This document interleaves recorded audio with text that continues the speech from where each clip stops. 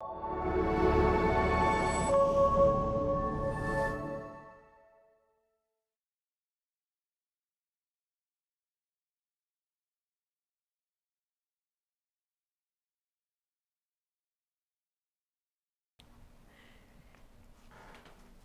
you so much for coming on to the Hold On to Your Heart project. How are you doing, Nicky? I'm doing pretty good, thanks. How are you? Really good. I'm glad that you're here. Do you want to start off by just telling us a little bit about yourself? Yes, my name's Nicky, obviously, as you know. I was born in South Wales, a little mining village in Wales, in Great Britain. Very special little town. Fun little fact about my town is the place where the NHS was started, the National Health Service. A local MP by the name of Aaron Bevan. So that's a really fun fact about where I'm from. Home to the second largest clock in the UK, apart from Big Ben. And yeah, grew up there in a little place called Tredegar. And it was an old little mining village, and yeah, I grew up with my mother, my father, and a brother. Yeah. And you've ended up here in Canada. Yes, I ended up in Canada. I came here in 2011. I came here on a working holiday visa. I came here and started working in one of the coal mines. I was only going to stay for a year. I kept renewing my visa. I would take a year, then another year, then another year, and then I ended up applying for my residency. I got that, and then I've renewed that a few times, and I'm still here, still working in the same job. Still working at the mine. Still working at the mine, doing different things, progressed over the years. But yeah, that's one of the main reasons why I ended up staying in Canada, was the employment is not too good in Wales. Tradespeople are kind of being pushed out, and my town specifically is a very industrial place, factories, lots of hard-working men, but jobs are hard to come by, and everybody outprices each other in the workforce. So yeah, it's really hard to get a job. I've only ever had four to five jobs, but yeah, each one of the jobs I was kind of made, I was kind of laid off, or I wasn't kept in the jobs. The industries which I was working in was collapsing. So yeah, probably one of the main reasons I wanted to come to Canada was the work opportunities. So yeah, happy with my choice. So cool that you're here. Thanks. And that you stayed. So yeah, on this podcast we tend to just jump right into it, and the title being Hold On to Your Heart. When you think of that, what do you think of? So I've thought long and hard, and I've listened to a lot of people say their reasons basically for holding on to your heart, and I think that I've always looked at it that everyone has a different reason and a different meaning behind those, like holding on to your heart. And my interpretation of that would be, you have to be versatile with your heart.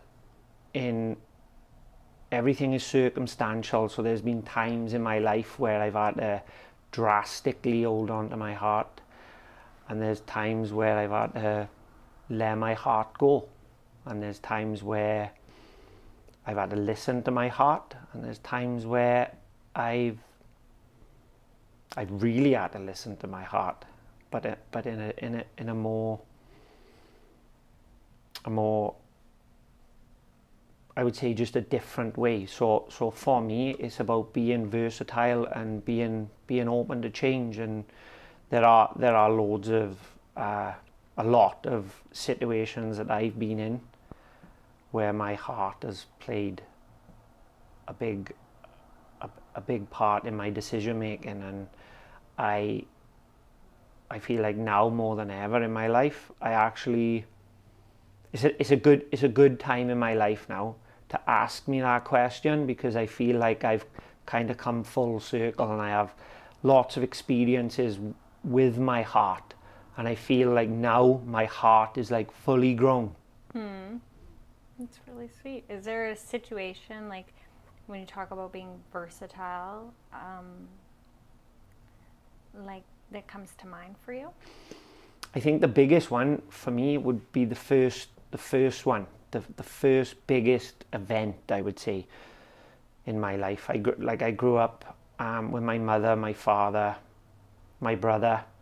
Up until the age of 7, everything was just fine. I have nothing but good memories about my upbringing. From 0 to 7, I had an older brother to look up to, who I've worshipped my entire life. He's the kind of older brother who's better than you at everything, but he never made me feel inadequate to what I can do. So he's like the perfect kind, even to this day, he's the perfect older brother.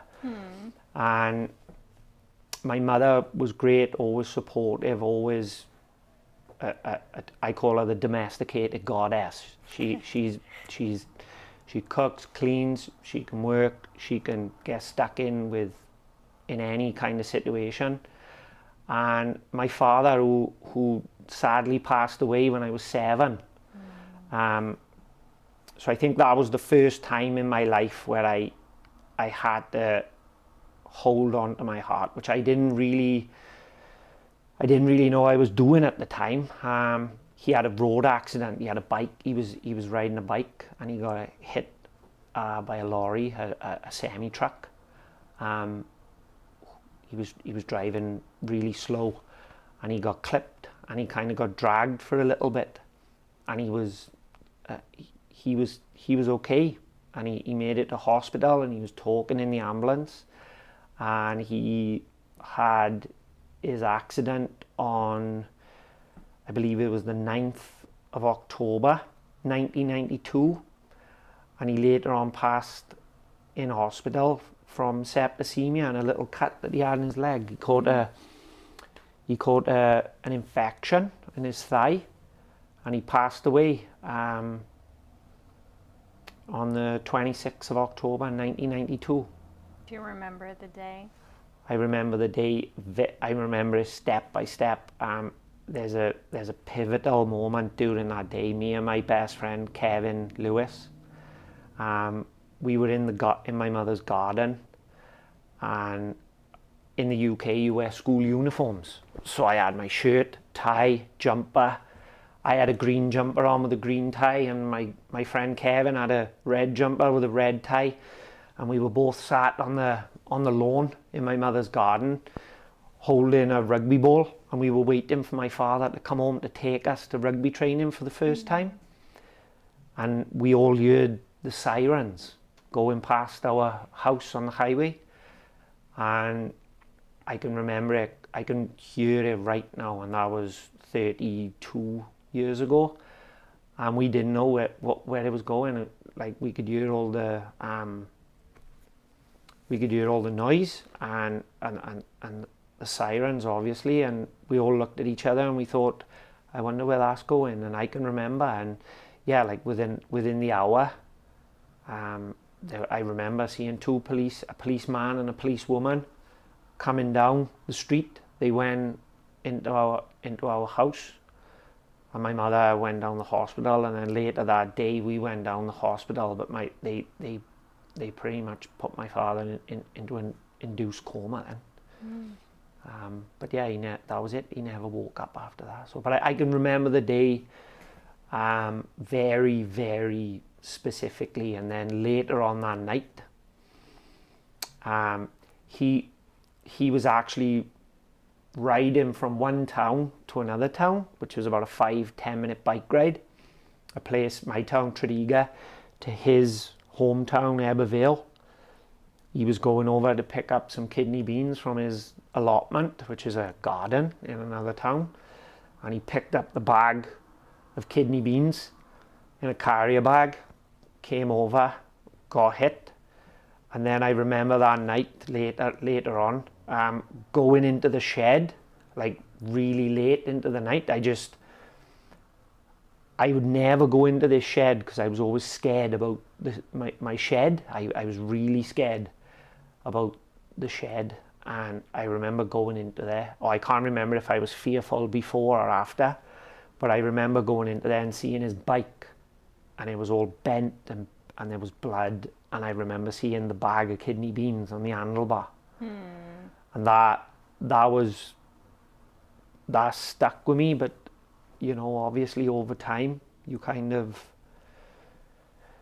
just deal with it. And I think that was. As a young boy, what did it look like to be holding onto your heart at that age? Well, I was very fortunate. I know it's crazy to say, but like the family structure that I had around me, I was very lucky, and I was the youngest of all my siblings, my cousins. So there was me, my brother, then 2 doors up I had my other 3 cousins with my mother's twin sister and her husband. So I had this support around me. I had my grandfather, my 2 nans were alive. I had my other uncle, my mother's brother, and his son and daughter and his wife, and I was the youngest, and they smothered me, and I felt it, and I felt like I felt like there's a lot of attention in those moments I just seen her as support. Mm-hmm. I just seen her as love, and the entire community kind of came around me, right? Like there wasn't many big moments like that with other people as far as I can remember growing up. So I was kind of the first, like in school, that's the kid who his father died. Like there was like chit chat, and I remember being off school for about, I can't really remember, but it was about 6 to 8 months, I think. How do you think you took the attention? I was seen as, I think, a bit of a golden, like I was the golden egg, right, in the nest, like because I was young. And I was still classed as a baby. They used to say, the baby. I was 7, I can remember them all saying it. But I received all the gifts, and I received all the love and attention, and I had a big brother, right? So I think that made it a lot easier for me.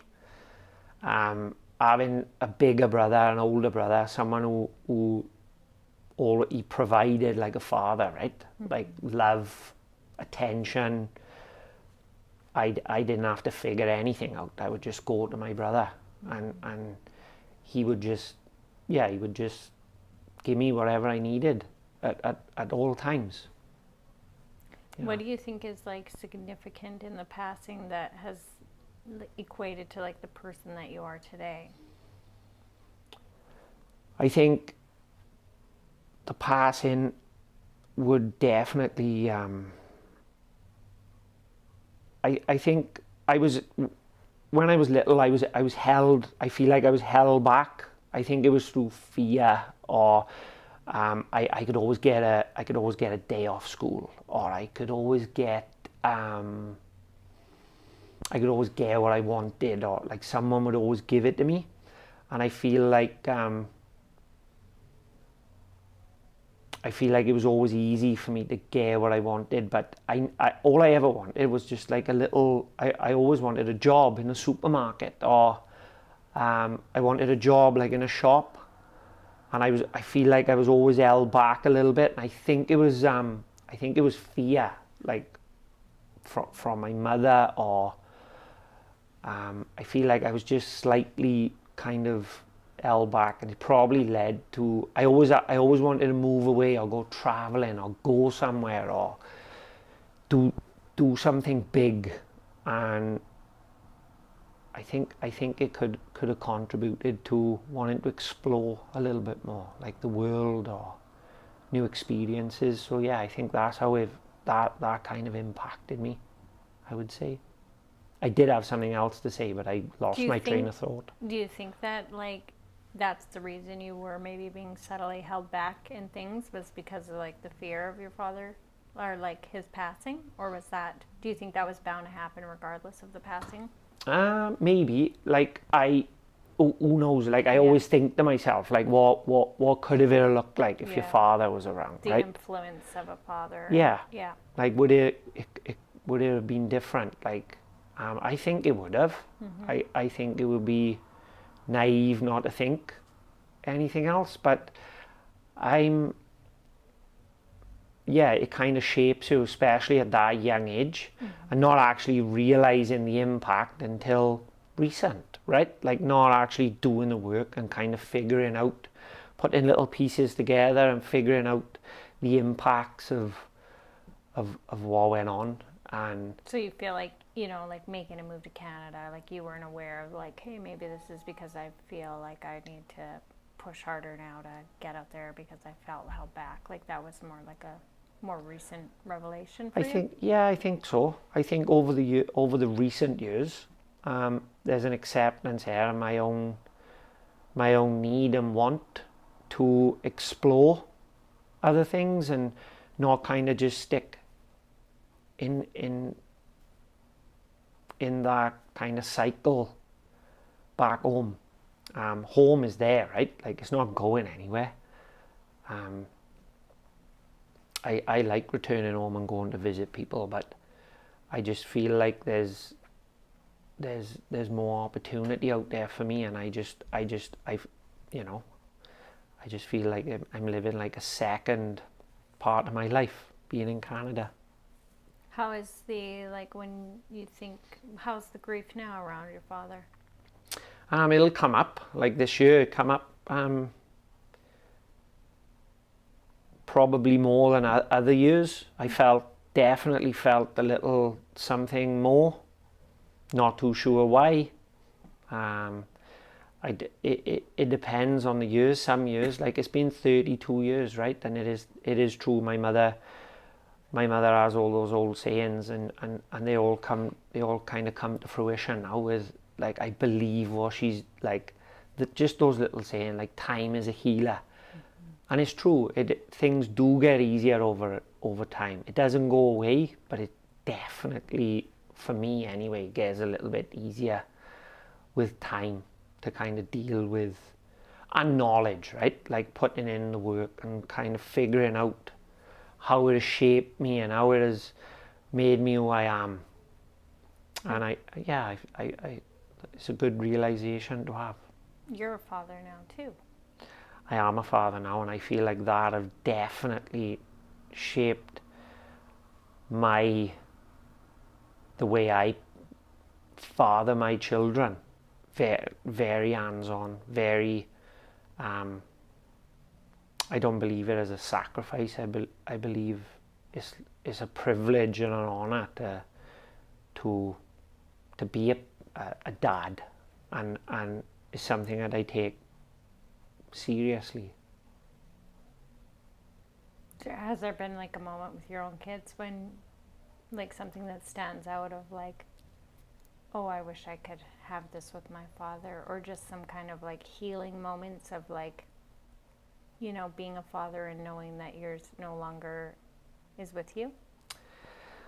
Obviously, the obvious is, like, oh, I wish he could see him.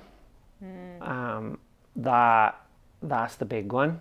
It's like, when I explain to him and I talk to him about him, they're like, who's he? Like, and they're young, right? Like, they don't totally understand it yet, and being so far away, it's not as in their face, right? Like, they don't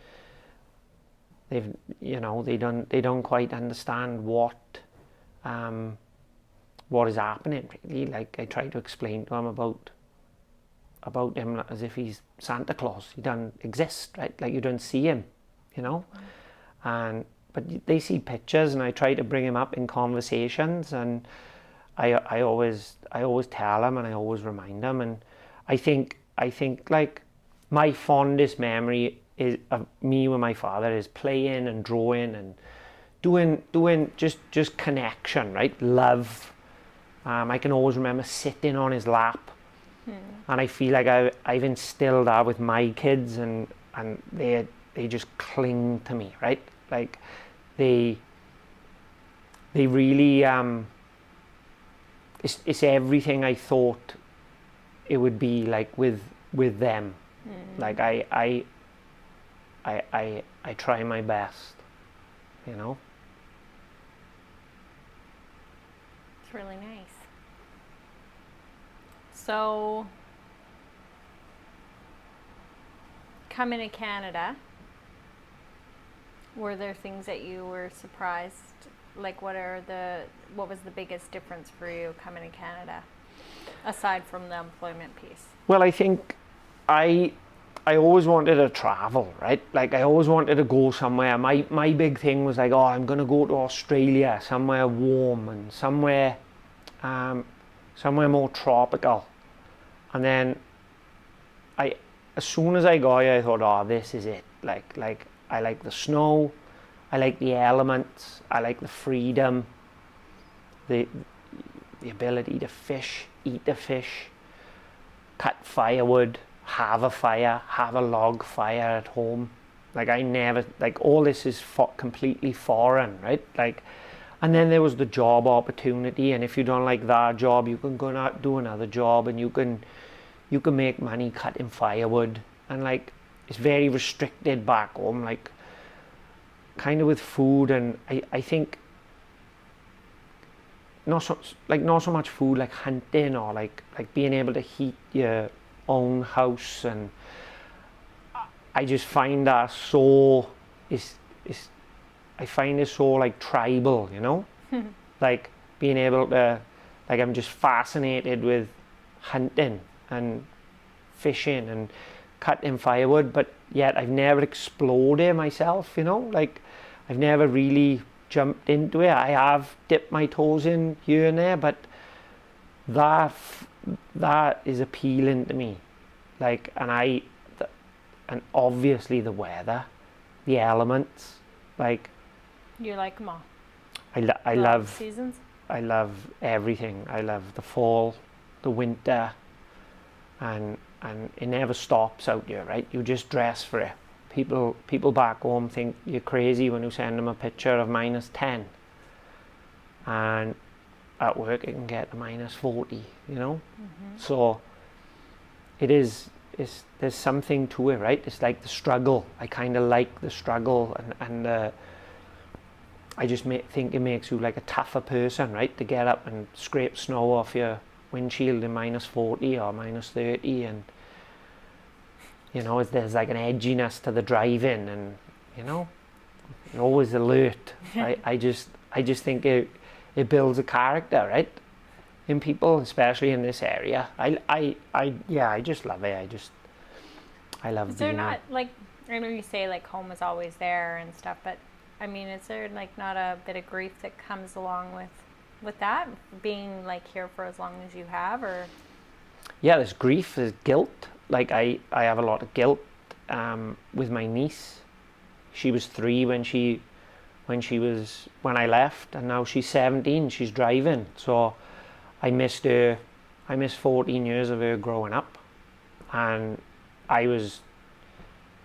she was my little buddy for 3 years, and she didn't leave my side. She would sneak upstairs and wake me up on a night shift, after a night shift, and she would know that I was there because my shoes were at the bottom of the stairs, and she would call up the stairs. And those 3 years, I think about it quite a lot, right? I feel a lot of guilt about that, and especially when someone passes away. Like one of my friends passed away 2 weeks into being out here, and a family member could die, like my grandmother died, or someone could die, and that's guilt. And you know, you have to deal with a double kind of guilt, because you feel guilty for not being there, or guilty for not showing up. And how do you manage it? I always think, what would they do if they were in my position? I feel like if they know what I was doing, and they know how I'm feeling inside and what I want to do with my life, like I think they would be supportive, you know. I think like who's to say my niece would never go traveling, or I think my nan was Italian, and I think like if she was alive, or like I remember talking to her and she's like, good for you, like you're doing the right thing, like stay out there, and then it come like the biggest thing is my mother, right? Like the toughest thing is my mother. She lived on her own since the death of my father, and she never met anyone. I've never known her to have a boyfriend, or I've never seen her. She had 2 boys and she raised us, and she had 3 jobs sometimes. She drove around in old beaters. She kept, and I always had everything, right? Like I had a roof, I had food, I had the basic things that I needed, and she just had the love of 2 people, right? Like it was almost like I didn't even need another parent. She just had everything under control. And that's not taking anything away from my brother. Like I'm aware that I know people lose parents and then they don't have someone to fall back on, but I had a brother. But my mother was really, she still is, she's kind of like the rock of the whole family, right? Like she kind of keeps it all together. So yeah. Bringing it back to like holding on to your heart, and you said it was like versatility and sometimes holding on really tight and sometimes having to let go. Do you want to share a little bit on the letting go parts? Yeah, well, I think recently the biggest one over the past few years was going through a separation with 2 children, and for long periods of that relationship, I was definitely white knuckling and holding on to something that needed to be let go of way before it actually happened. And I think that's when I think alcohol started coming into my life in a negative way. I was always going to it was always like a party, right? Like the lifestyle back home, and it was always it was like booze was always like a seen as a good thing, and I never really abused it as much as I did in recent, well, the last couple of years of my drinking. And I again, it goes back to the like the work you put in with trauma, for example, of a death. You put the work in after, and then you realize after a lot of work that you were self-medicating a pain. I feel like I was saying yes to a lot of things, and I was just trying to create peace and love, and I was creating resentment and hatred. And there's a term that I heard once, I can't remember who, or it was something like most men live quiet lives of silent desperation, or something along those lines. I can't remember it word for word, but when I heard that, I was like, that's me. And I was not being myself. I was not the person I wanted to be. I was not happy, and I was just there because I had children, and I thought what I was supposed to do was to stay there, and it just made me an unhappy person. And then once I finally stepped away and let go and realized that sometimes you do have to let go of your heart or a situation, that it can bring you more joy and happiness. And yeah, I'll be coming up to almost 2 years sobriety. I made the decision after an incident, and which I'm kind of glad. I always look at it as like, it doesn't define, like, all these incidents or all these moments that have happened in my life, they don't define me now. And like I've made mistakes in the past, and like everyone else, right? Like nothing, like I'm not a bad guy or anything, but I definitely wanted to, my goal is to create a life and a safe place for my children, and that was my ultimate goal, really. But that's what I went into getting sober thinking, and now I don't feel like that anymore. It's my sobriety, and it's what I want for me. They get, or anyone else gets, me, a sober me, a me that wakes up in the morning with no regrets, or you can wake up feeling fresh. And I think that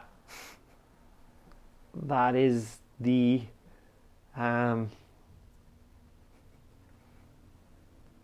that's the ultimate gift. That's the gift. The ultimate blessing. Feeling fresh. Feeling fresh. Well, sobriety looks good on you. Thank you, And Jacquie. that's a huge accomplishment, and you should be really proud. Thank you. And was, like, you talk about this incident, did you want to shed any more light on the incident, or did you want to? I think it's best that we don't actually go into too much depth, but I've dealt with them in the right way, I would think. I feel like I have done good have only come out of it for me. What does that look like? The good? The good is, apart from the sobriety, I guess, or what? Elaborate. I think for me, my own mental health, for example, is better than ever, I would say.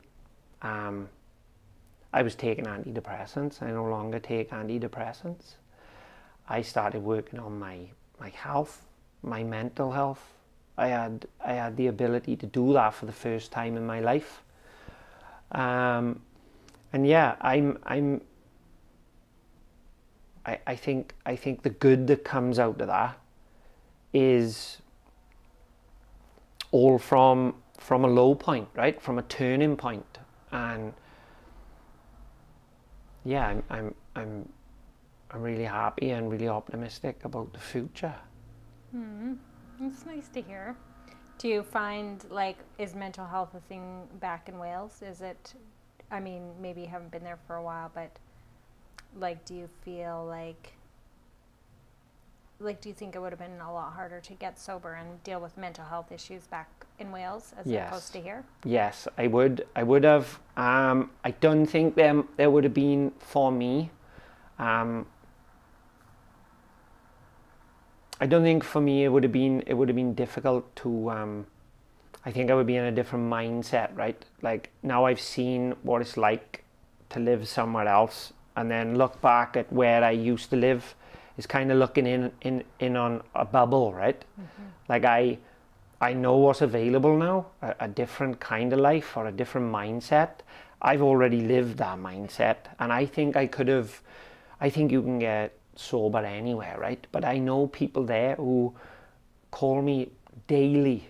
I know people who struggle giving up booze. Mm-hmm.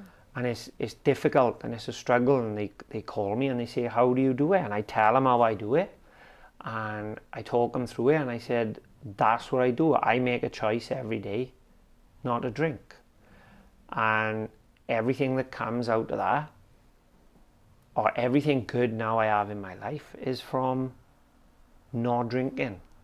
And I've never been like a massive drug user or anything, so I've never really had that part of an addiction or anything to deal with. But I definitely got to a point where I needed to drink, and then I would wake up in a sluggish, depressive state of mind, and I wasn't 100% with my children, and that's hard to see. And I would show up, I would be there, but I wouldn't feel right. I would just carry this pain and this I just did not want to be in that situation anymore. And what do you think gave you enough courage to decide differently? I think I talk, like, again, I talk to my family a lot. There was a turning point. There was an incident which was kind of a good, it was like a good reminder that, like, I need to figure this out. And I am grateful for that low point, that turning point. That I'm grateful for that right now. And I some people need that. Some people can wake up and say, I don't want to drink today. I've had enough. It could be a death of someone. It could be watching someone struggle with alcoholism. It could be multiple things, but mine was that, and I feel blessed that it happened to me.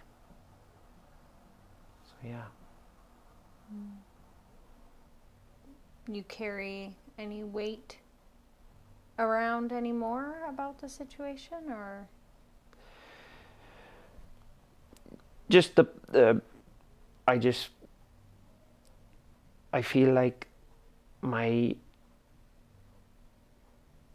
there's no longer like a traditional kind of upbringing, I guess, for my children. But I never grew up in a traditional upbringing. I grew up with a single mother, and one way I look at it is, if my father lived down the street in a different house with a different person, I would take that today. I would be the happiest guy alive. If that would mean that my father was alive and happy, that's the way I look at it. And I don't carry no weight. I feel like what I feel like right now is worth everything. And it took me a long time. It took me 8 years to figure out that I was the top of the pyramid. You have to, it's the famous saying, you put your oxygen mask on yourself before you help somebody else. And I didn't do that for the entire relationship previously. And I was always 4th or 5th in a pyramid of people, and that was no good. And there was no wonder I was going to self-destruct or not feel too good. I wasn't allowed to feel any other way, really. Aside from your sobriety and really taking care of yourself on that level and your mental health, like, what are other ways that you put yourself first today? I feel like my sobriety, my mental health is, I have a good, really, really good handle on it. I am allowed to flourish now. I'm allowed to be myself. I'm allowed to obnoxiously be myself, which is a freedom. It's freeing. It's like a release. I think one of the biggest things is I get a lot of support from people back home. I get a lot of support out here too, right? Like I've worked in the same job for 14 years. I have great friends in work, great people around me, and the biggest one is, I would say, is my mother, right? Like she that would be like my goal in life is to my goal, one of my goals is to have my children feel about me the way I feel about her. And if they could experience that connection, that the you don't even, she doesn't even always say the right thing, or she doesn't always tells me what I want to hear, but she always picks up. And that would be my advice to anyone, any single person in the world going through anything, like a death or having a hard time with, you lose a job. Try and find anyone that you can try and have a little bit of communication with. That's why I answer the phone to so many people today, like, because I know how important that is to me. It is vital for me to reach out and talk things through with anyone. I'm an open book. I'll talk to anyone about anything, and I've come to enjoy it now. So yeah. Look at you on a podcast. I'm on a podcast now, telling my story. Yeah. What would you tell your younger self, like with everything that you know now? What would you tell 7-year-old Nicky who just lost his father? I would tell. I wouldn't. I didn't expect I would end up here, right? Like, I just thought I would fall into the same kind of thing. Going to watch football, drinking every weekend. But it is okay. Like, it is okay, and I do have a solid kind of backbone behind me, right? Like, family and home, they ain't going anywhere, right? Like, they're there and they're always going to be there. So I'm super grateful every day that I have that behind me. But it's still tough, right? Because they're so far away. And but yeah, I would just tell him that everything's going to be all right. Like, go and experience things. Don't go anywhere you don't want to go. Like, go to all these places. Like, I've been to so many places with watching football, traveling to different places. I've kind of seen everything I want to see, you know, like, but I'm just in the middle now of chapter 2, right? Like, writing a new list, writing new goals. Is there something I haven't asked you or you haven't shared about that you'd like to share today on the podcast? Well, I was in a place after a certain incident where I just thought everything was over, right? Like, I felt like ending it all. And I never thought I could get to that point. And I look back at it now, and I juggle with sadness and depression. I think there was some sort of depression in there. But I honestly believe I was going through a sad period as well. So I try not to define it. I just put it down as the experience of, it was a hard time. It was a hard thing to go through. And people go through hard times, and people make mistakes, and people mess up, and it doesn't define you. Those actions, those one incidents, they don't define you as a person. And you can bounce back. You can bounce back, and sometimes you have to. Like, I had to bounce back for my children at the time. Mm-hmm. I didn't know that I would find what I found in sobriety. I did not. I just thought I'd stop drinking and I would just continue living the same life, possibly feeling the same way. And I gained so much. I've gained everything. And yeah, my life have done a complete 180. Is there something, like, I may have we may have already covered this, but like, what's the number one gain that I think it was your mental health. But it is, right? And I don't know if I can say that, like, but I want to say it. Like, my greatest thing through it all is finding someone who I've never felt this way before. I've never been in this situation. I've never felt like this. I've had to hold on to my heart a few times, good and bad.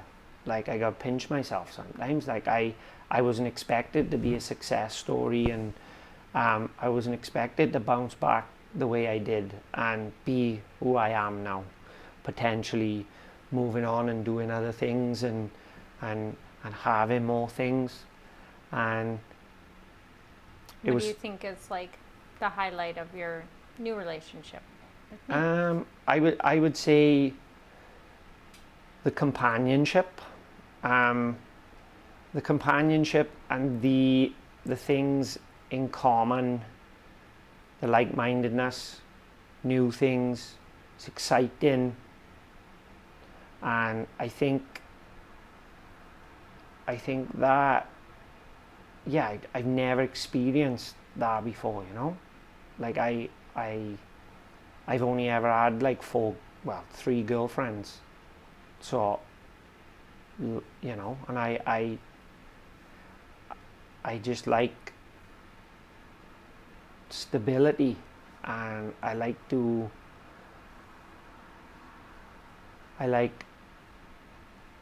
where I'm at. I feel comfortable and safe, and it's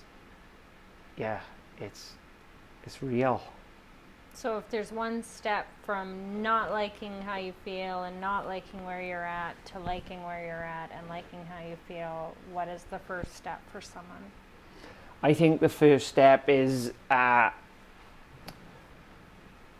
try and find out the problem before you get yourself into trouble, because it takes a split second to get into trouble and it takes years to get out. And my advice would be walk away and just get out of there as quick as you can, as safe as you can, with no drama. Be courageous. Don't expect things to go your way, but be courageous enough to make the move before things kind of go south. Go when you know you should go, and go not when wait you know. till something drastic happens. Yeah, that would be my advice. Don't hold on. What if it's too late? What if someone, I guess you said it does and can and will change and get better. If it does go wrong, like in my situation, then it's all about just putting one foot in front of the other foot, and you've got to keep going. And every day I used to think about my children, and when I was in the depths of it, in the early days when it was really tough, and I wanted to give up, and I wanted to go back home, and I had lots of opportunities to do both, and I just kept going forward, kept trudging the road, and it does get better. It is sometimes quickly, sometimes slowly, and it's things do get better if you just, you know, you can kind of, and I understand that it's different for people, right? Like, it's all circumstantial. We don't know what kind of circumstances people are in, and I worked hard on getting to where I am now. I done a lot of self work. I done a lot of work. I went to 6 or 7 different types of classes. I went to an anger management class. I went over 50 counselling sessions. I done so many different courses, and I just wanted to develop as a person, and I used the time, or these past couple of years I've used this time to become a better and a more useful person, and now I show up for people, and now people reach out to me.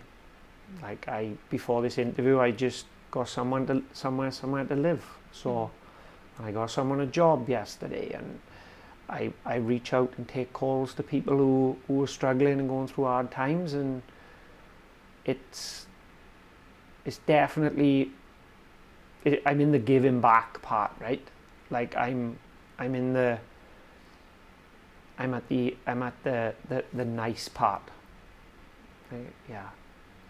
Well, I've known you for a while now, and I think that you are an extraordinary man, and you have done a lot of work, and you have overcome a lot, and you are dealing with a lot, and you know, remain stable and level-headed, and you know, a lot of relatable.